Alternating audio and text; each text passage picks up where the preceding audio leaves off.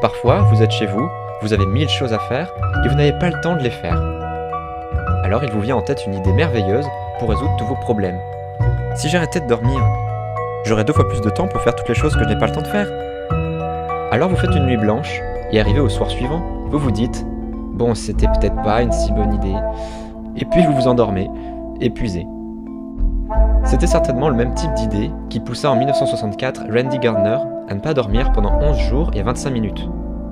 Aujourd'hui, c'est encore lui qui détient le record du monde officiel de ce défi, que le Guinness des records ne met plus à jour pour des raisons éthiques, car ne pas dormir, c'est dangereux quand même. Et si pour Randy tout a bien fini, il est fortement recommandé de dormir, car sans sommeil, vous risquez de perdre rapidement votre bonne humeur et vos réflexes. Puis, vous commencerez à avoir des problèmes cardiovasculaires, des problèmes de concentration, et même des hallucinations. Et si vous persistez, eh bien, à un moment ou à un autre, vous en mourrez. Mince alors! Pour survivre, il faut dormir. Et c'est le cas depuis la nuit des temps. On s'endort quand c'est l'heure de dormir, et parce qu'on est fatigué. Et nos ancêtres faisaient déjà ça, en se rythmant naturellement au cycle du jour et de la nuit, et en suivant leur horloge biologique interne, que nous possédons tous, et qui régule nos temps de sommeil. Wow! Vous vous demandez où nous sommes? Eh ben, vous voyez ce chat? On est dans son sommeil. Et oui, lui aussi il a besoin de dormir après tous les efforts de sa longue journée. Là, il en est à la première phase, la plus légère. Ses muscles se sont détendus et sa conscience diminue. Mais ne faites pas trop de bruit, car rien pourrait le réveiller, à moins d'atteindre la seconde phase, celle du sommeil profond. Bon, laissons-le tranquille pour le moment, on reviendra plus tard voir où il en est. Dormir, ça date pas d'hier. Et d'ailleurs, ça concerne tout le monde, on dirait. Car de toutes les espèces connues et étudiées par l'homme à ce jour, aucune ne peut complètement se passer de sommeil. Regardez ce beau poisson, lui aussi il dort. Sauf que lui, il n'a pas besoin de fermer les paupières. Bon, comme partout, il y a bien quelques cas qui semblent défier les lois de la nature, comme la girafe par exemple, qui n'a besoin que de 2 heures de sommeil par jour. Mais qu'est-ce qu'on entend par sommeil du coup? En fait, c'est encore assez difficile de savoir exactement, car il existe beaucoup d'espèces qui n'ont encore jamais été étudiées. Mais on sait quand même que tous les animaux semblent avoir besoin de faire une pause pour récupérer des forces à un moment donné de la journée. Même les insectes.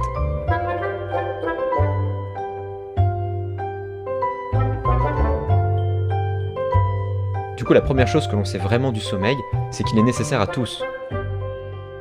Qu'il s'agisse de Randy Gardner, d'une mouette, d'un poisson-chat ou d'un phasme. Et c'est assez fascinant de constater comment chaque espèce a su adapter sa propre stratégie du sommeil en fonction de son environnement et besoins. Tiens, prenez cette fourmi par exemple. Pendant longtemps, on a cru que la fourmi ne dormait pas, qu'elle travaillait nuit et jour au service de sa reine, sans jamais s'arrêter.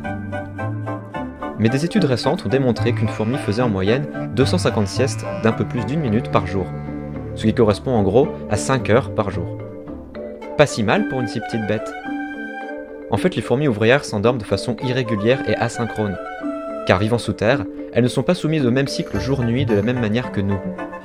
Ainsi, il y a toujours une ouvrière disponible et prête à servir la colonie, ce qui rend la société fourmi très efficace et sécurisante. Et finalement, si on regarde chez tous les animaux, on constate que la stratégie du sommeil qui est adoptée n'a qu'un seul but, et c'est toujours le même dans le monde animal, celui d'assurer la survie de l'espèce face à son environnement et à ses prédateurs. Les animaux ont su adapter leur sommeil en fonction de leurs besoins. Donc en fait, on peut se dire que pour toutes les espèces animales, dormir c'est vital, et pourtant, on n'est jamais plus vulnérable que lorsqu'on dort. Comme notre chat d'ailleurs, qui doit maintenant se trouver dans un sommeil bien profond, et qui ne s'inquiète plus vraiment de ce qui se passe autour de lui. Pas vrai? Le sommeil lent profond, c'est la phase la plus importante pour récupérer des forces. C'est aussi le moment où l'activité cérébrale se réduit au minimum. Et oh, vous voyez ce chemin? Au bout, c'est la phase de sommeil paradoxal de notre chat qui commencera. C'est où l'esprit se détend et où l'on rêve le plus. C'est aussi le moment idéal pour faire le tri entre ce qu'il faut retenir et ce que l'on peut oublier. Les animaux à sang froid, comme les poissons et les reptiles, ne connaissent pas cette phase. Par conséquent, ils ne font pas de rêve. Par contre, les mammifères et les oiseaux, qui ont le sang chaud, comme notre chat par exemple, eux, ils rêvent chaque nuit, de manière plus ou moins importante. Mais bon, je suis pas sûr que vous soyez vraiment prêt à prendre cette direction aujourd'hui. Vous pourriez bien ne pas croire ce que vous y verrez. Et puis entre nous, il vaut peut-être mieux pas trop savoir de quoi rêve ce chat.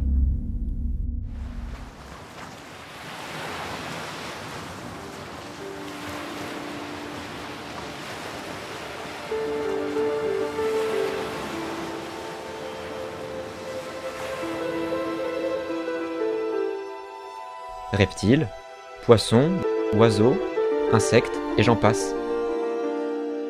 Depuis toujours, tout le monde dort pour survivre.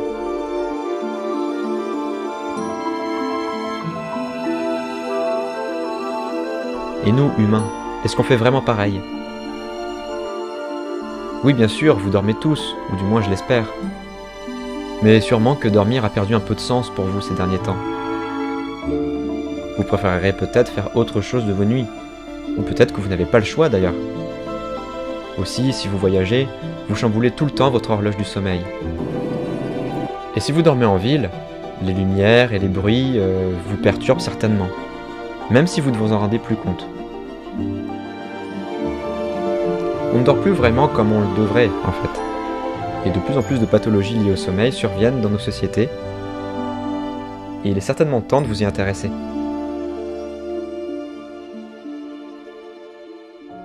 Donc dormir pour survivre? Oui, mais on s'en fiche un peu au final. Tant pis pour le sommeil profond et ce qui suit derrière. En général, ce qui compte vraiment commence lorsqu'on se réveille. Dormir est devenu un confort de vie pour certains et un luxe pour d'autres. Mais n'oubliez pas que le sommeil est notre héritage animal et qu'il vous le rappelle chaque soir.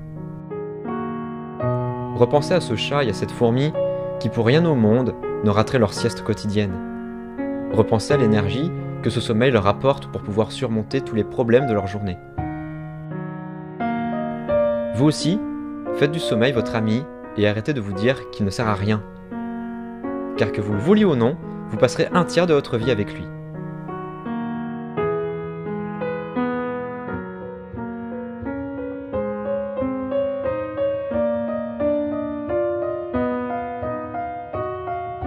Sauf si peut-être, comme Tainok, vous réussissez à vaincre le sommeil.